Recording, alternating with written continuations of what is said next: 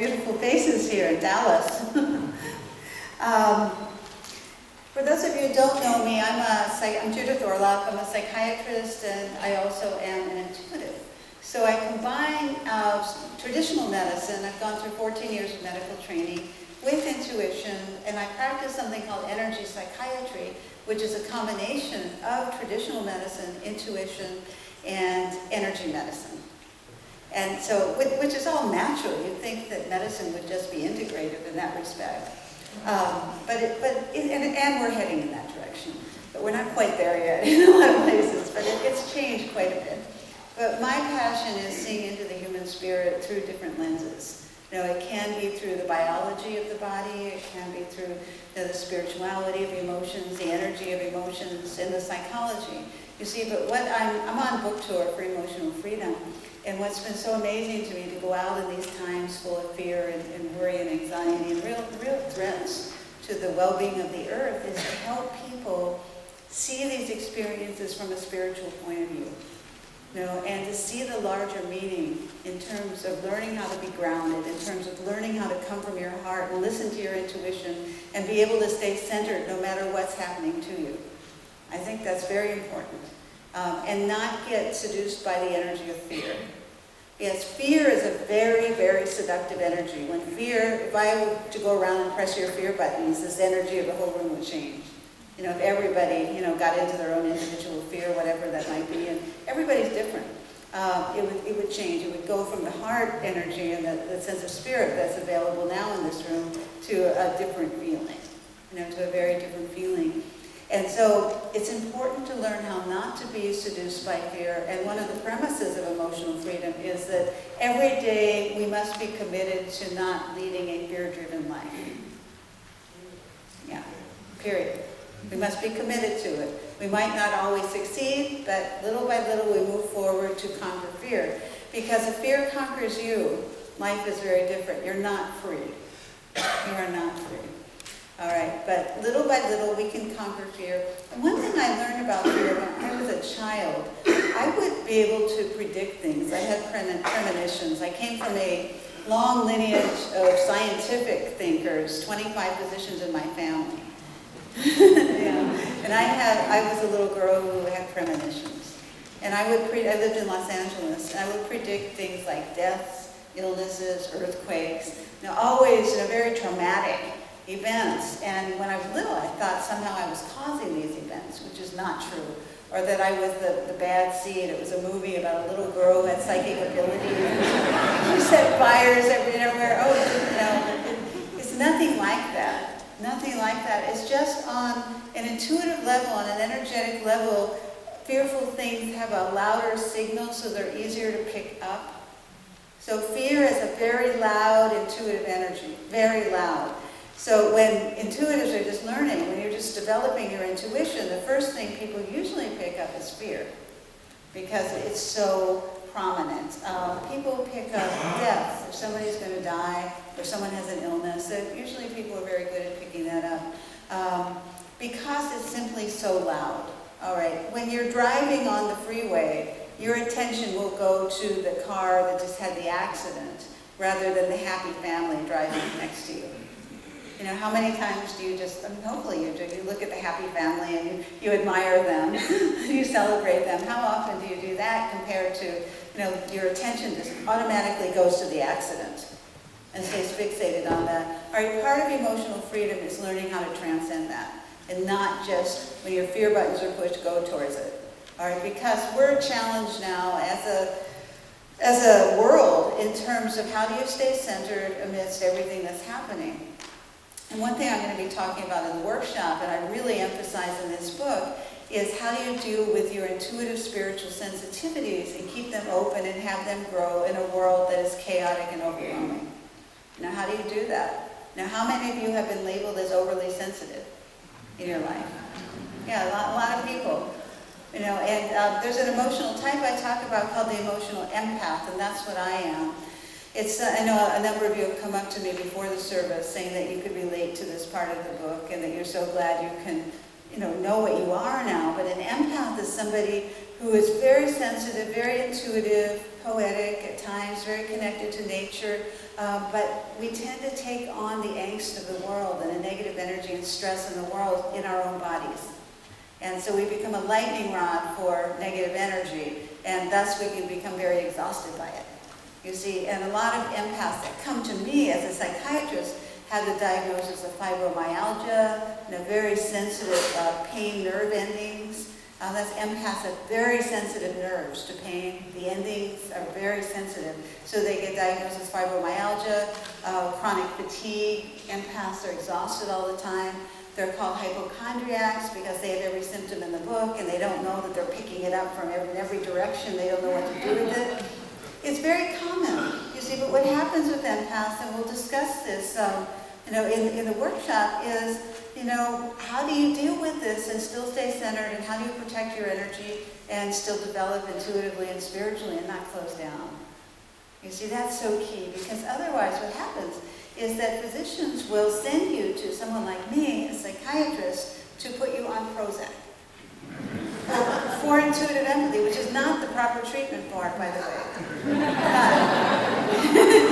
It's not. You've got to learn the skills that I talk about in here, and they're really tried and true because I've had to use them to work with my own energy so that I don't absorb your energy.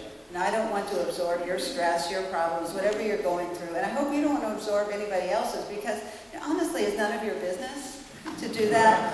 It really isn't. I say that respectfully. When you begin to work with energy and intuition, you have to be very clear about your codependent tendencies. Wanting to get in there and fix, as you had suggested in relationships, try and change someone, fix them, absorb them, or, work with the martyr archetype, which is take on the pain of everyone in the universe into yourself. All right, and unless you're practicing something called Tonglen, which is a compassionate spiritual practice where you purposely breathe in the stress and the illness of the world in order to purify it through the heart. It's a very particular Buddhist practice. Don't do it. Don't do it. You can be compassionate and loving and there for other people and stay in your center. And respect their energy, respect their process, give them everything they need in terms of your light and your heart, but don't take their pain from them. Don't suck their low energy from them. The thing is with empaths is that you could be going to a funny movie and sitting next to somebody in that funny movie who's depressed or angry, and you can walk out of that funny movie depressed or angry. Because we're just sponges. It's just a particular emotional type, where we're sponges, and so just to know that that's a very real phenomenon, that you can pick up what other people are feeling. Yes, you can take it into your body, and it can have various effects. You see, in emotional freedom, I talk about the energy of emotions.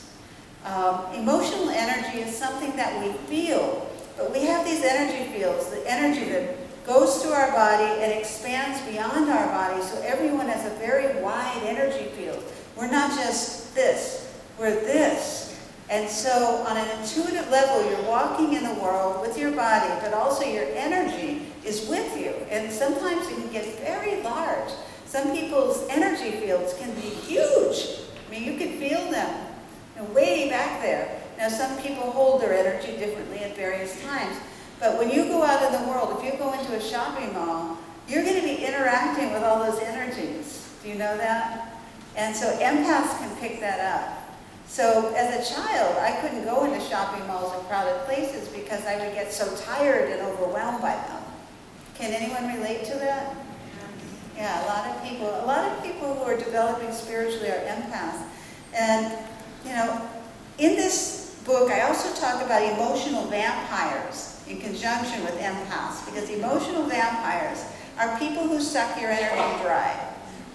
You're around them, you can feel your body energy going down, your eyelids get heavy, you feel like taking a nap. All right.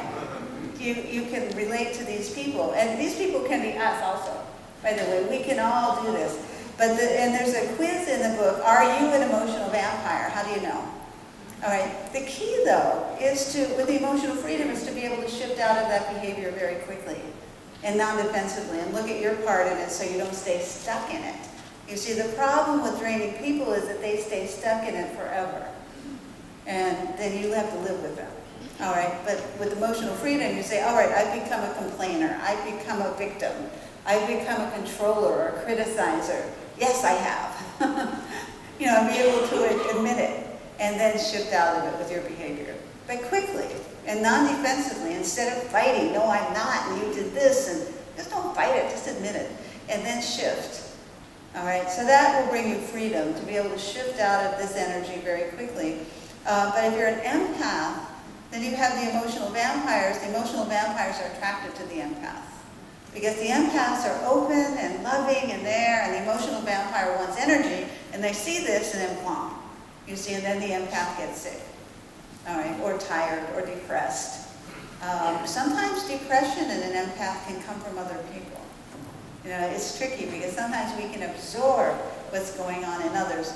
So in the workshop, we'll talk about what to do about that in terms of setting clear limits and boundaries with people. This I've had to learn. I've had to become like a warrior with this, learning how to set clear limits and boundaries and realizing that no is a complete sentence.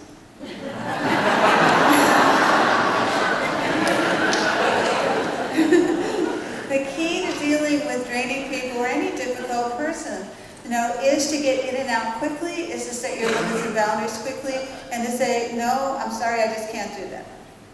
In and out. In and out. You don't want to get into a long confrontation with them. You don't want to defend yourself. You don't want to dialogue about it, mostly. You just want to say what you meant to say and out. But the key is you say it with a very loving tone. You do, because you have respect for your fellow human. Whatever they're doing. I hope you always have respect for them. Namaste. Always you practice limit setting and boundaries with namaste. I respect the spirit within you, but no, I can't do it. You see, that's different because no is usually a punishing word. Or I'll get back at you with this no. But that isn't what you want to do. You just say, no, I can't do it, sorry.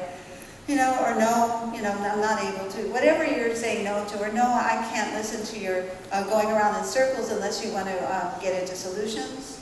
And whatever you're saying no to, but you say it quickly, you say it fast, you don't have to keep explaining yourself. And if somebody, wants to get into it with you, you see, and this is key with an emotional vampire, and we'll talk about this afternoon, you don't want to get into it with them. All right, you don't want to engage that negative energy. It's tempting. If you want to get back at them, if you don't feel secure in who you are and what they're saying is hitting some insecurity button and you want to explain yourself, whatever, that's not the way to change the behavior. You want to stay very calm, centered, look at them, not too much in the eyes. Don't engage. For instance, the drama queen, who is somebody who wears you out without the chart dramas all the time. Now, you don't want to say, hi, how are you doing? You don't want to do that. And that's okay. That's okay. It really is, because otherwise you'll be enabling it. You'll be enabling it. And what you want to do with the drama queen is use I'm not interested body language. You go like this. You go like this if you're at work. You go like this. You go, oh, no, I'm so sorry that's happening to you, but I really have to go back to work. You don't have too much eye contact. You don't get into a long discussion. You just say it in and out. I'll hold the best thoughts for you. Wow, but whatever. But the tone of your voice, emotional freedom. The part of it which is about learning to deal with people in a very respectful way has to do with the tone of your voice. Most people haven't mastered this. The tone of the voice, you can create healing with the tone of the voice.